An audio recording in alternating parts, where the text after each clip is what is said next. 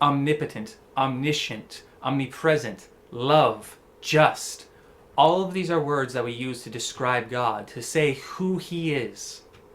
But how do we properly portray who He is in our stories? Whether that be full fantasy fiction or sci-fi or anything else which we might write. Well, God is real. He is a real person. So how do you portray other real people? Well, you need to get to know them. You need to understand who they are, what they think, how they act, what they do, what's their nature, what makes that person that person. And you do this by, say if it's a historical fiction, you'll read historical accounts, you'll read biographies. And it's even better if that biography was written by the person you're trying to portray. All Scripture is breathed out by God. And in Scripture, God has told us who He is, what He has done, some of what He will do, what His nature is, what makes God, God. So you need to understand Him. You need to read the Bible. Look for Him.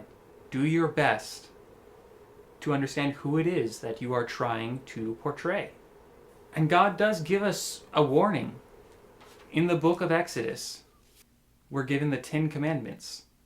And the third commandment reads, "You shall not take the name of the Lord your God in vain.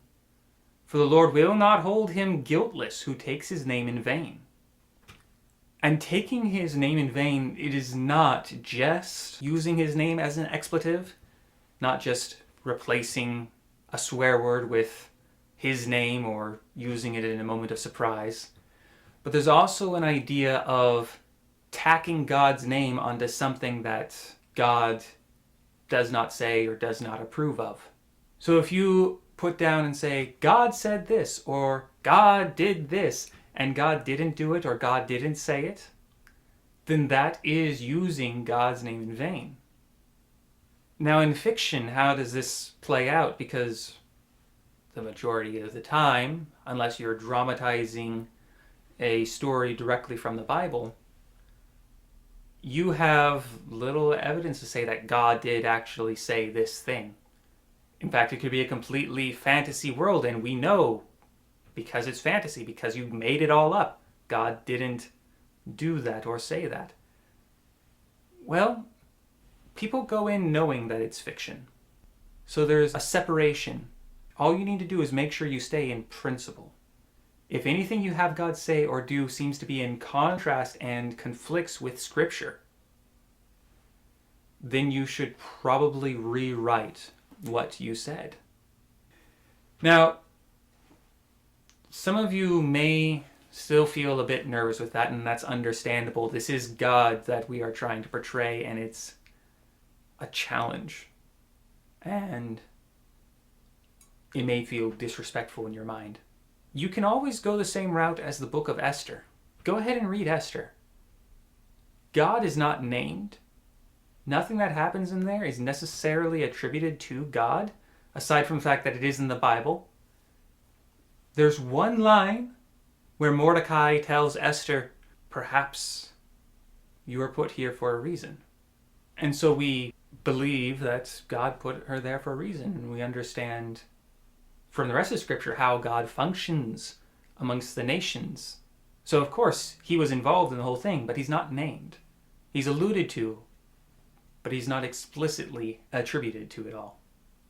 And you'll find that most Christian stories, that's how it's written. In Kate DiCamillo's The Tale of Despero, there's allusions and indications to think that there might be a God affecting things. But he's not named. There's a sense in which the light is calling people to goodness, but it's not explicitly God. And if you wrote the story of somebody's life in, say, the modern times, very few, if any of us, actually have a direct experience with God. So that is the safest and the most true to our personal experience in general.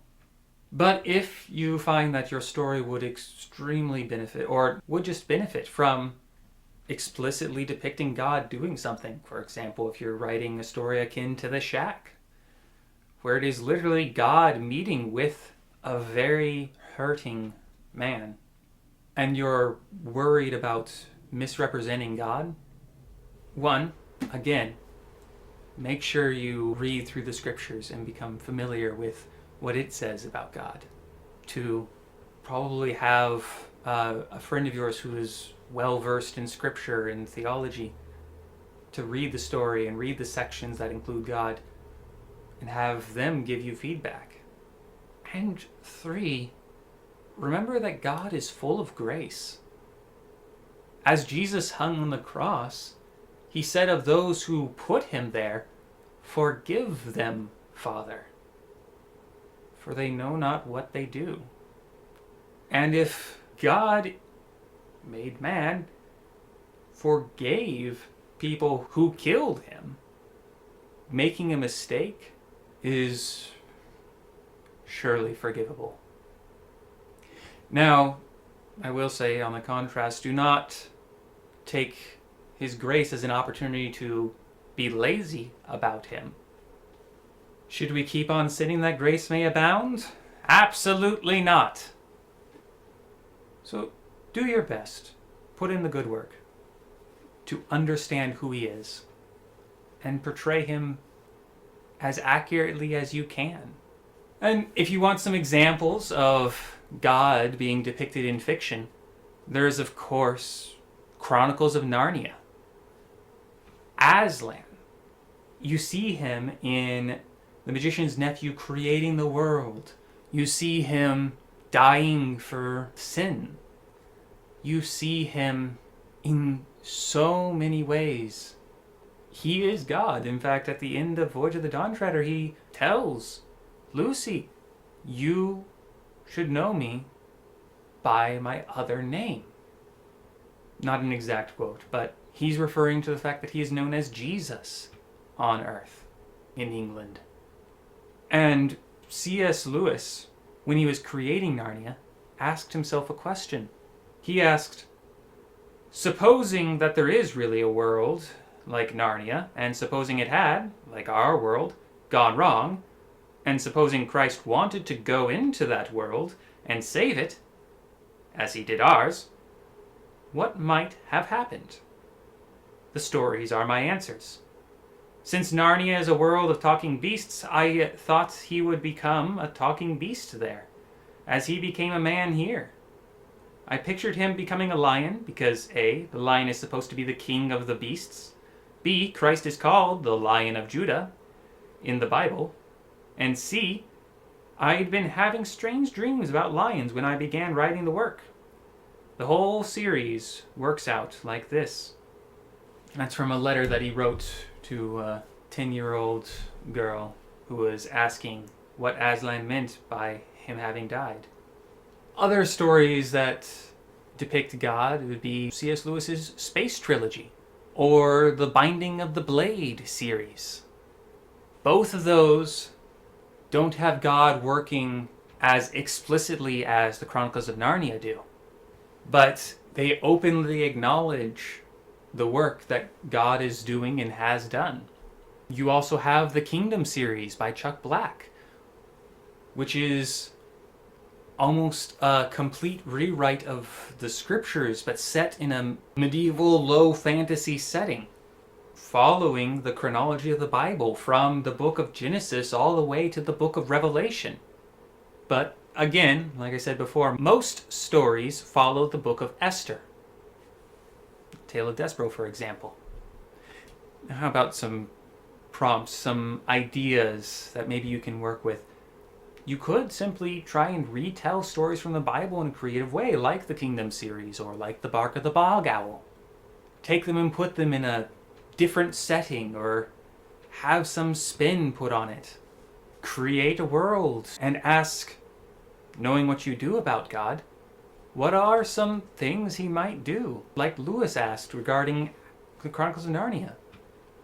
If a world of talking beasts had gone wrong like ours did, what would God do, assuming he wanted to save that world like he did ours? Or again, you can reflect our experience and keep God more unseen, except in the ways that he normally would be revealing himself. I hope that was helpful. I'll be praying for you. God bless.